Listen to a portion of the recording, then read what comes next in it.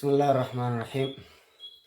الحمد لله رب العالمين، وصلي وسلم على المبعوث رحمة للعالمين نبينا محمد وعلى آله وصحبه أجمعين. أما بعد،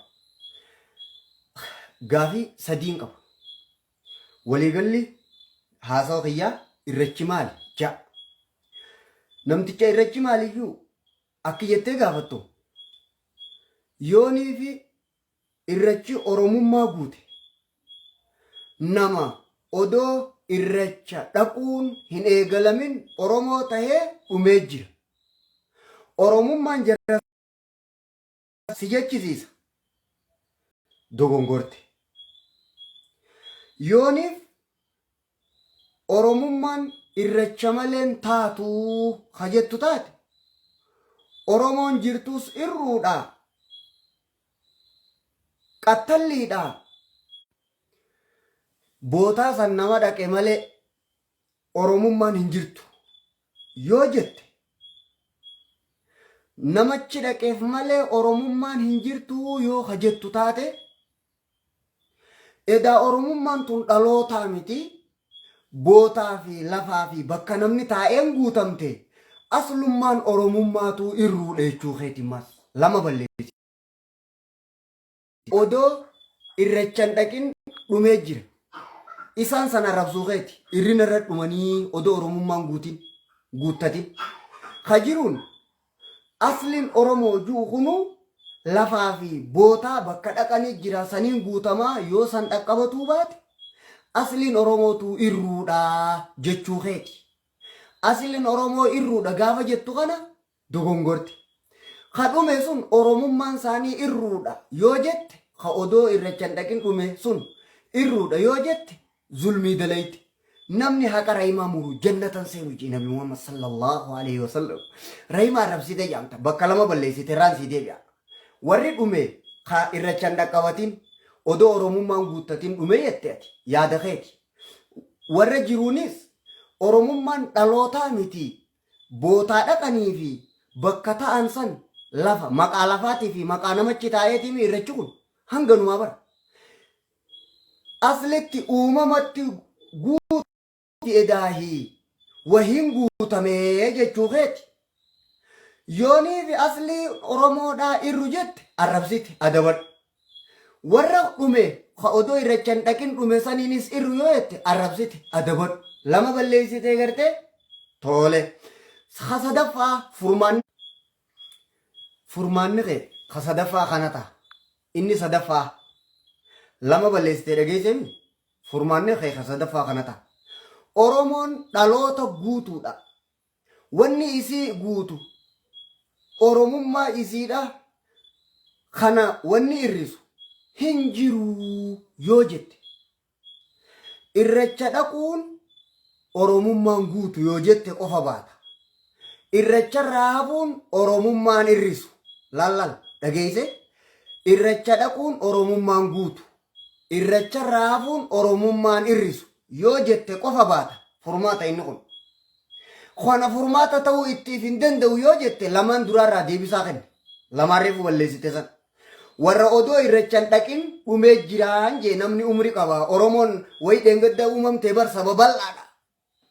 Hayyee nama odoo achiin dhaqin dhumee jira jarri sun Oromummaan guuttanne jechuu keeti qaati. Saba arrabsite baalage maal godhatti hootun? Hayyee kalamaffaadha waan ati balleessite.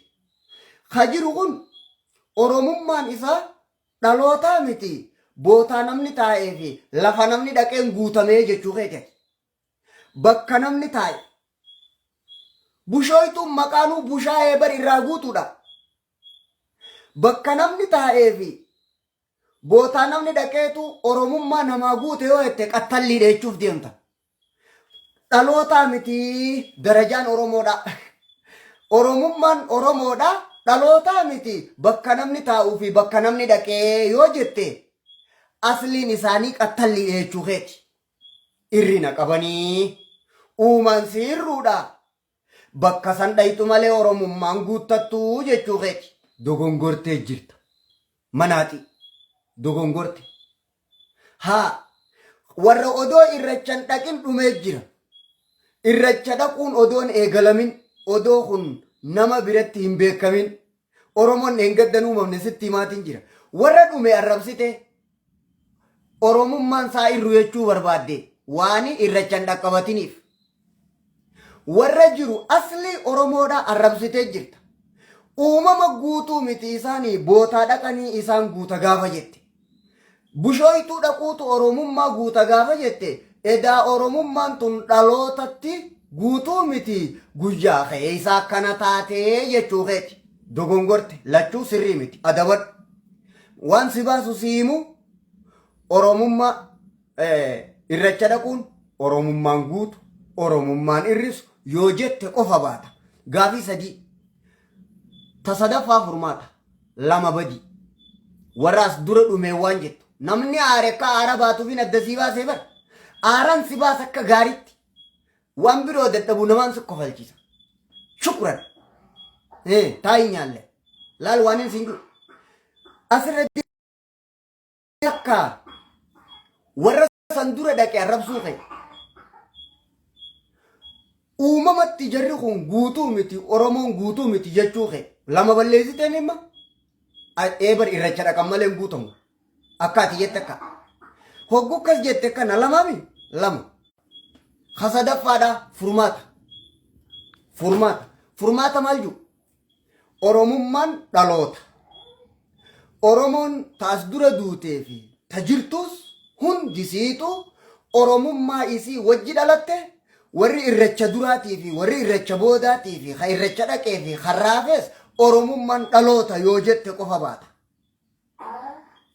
irracha dhaquun Oromummaa inni da'uu hin irrisu hin balleessu dhaloota nuti dhalootatti uuma guutuu jaamti Oromoon innis mamma karaan kana malee sin baasu baatu waa lama balleessite sadi furmaata laman kanarraa deebisaa kennitu santaatu sii dhiyaa'u hayyee barakallahu fiikum kabajamo waliin gaha insha Allah yaa rabbi uumaa teeti hadda baatu kakanaa ji'ee diin islaamaa jibbee jira yaa rabbi kakanaa ji'ee rabbitti amanuu keenya jibbee jira yaa rabbi dhagaa fi muka abdata islaama tahaadha laa ilaaha illallah jechaadha akkanaan guddannaa jaa namni beekumsaa fi ogummaadhaa fi gaarii waan dalaguutiin madaalamaa jira ati bootaan taane dhaquudhaaniif madaaluu barbaadda lillaahi mulku samaawaati wal ardi dachii samiin tarabbiiti hanganaaf jecha dararamta